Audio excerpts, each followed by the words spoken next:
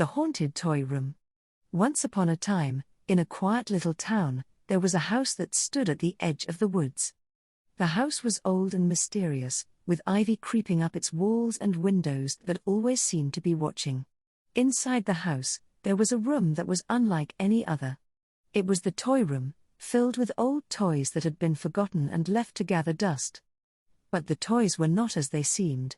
They had a life of their own, and they were not happy. Every night, when the moon was full and the world was quiet, the toys would come alive.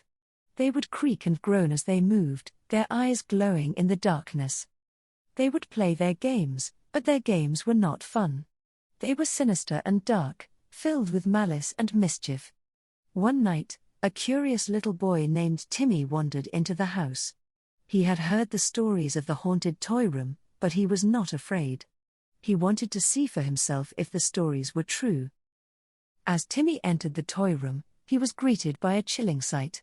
The toys were moving, their eyes glowing in the dim light. They beckoned him to play, but Timmy knew better than to trust them.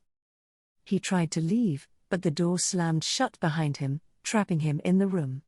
The toys surrounded him, their laughter echoing in the air. Timmy was scared, but he knew he had to be brave. Thinking quickly, Timmy grabbed a toy sword from the shelf and waved it at the toys, shouting, "Leave me alone. I'm not afraid of you." To his surprise, the toys stopped laughing. They looked at each other, then at Timmy, and slowly, they began to retreat. Timmy had shown them that he was not afraid, and they could not scare him.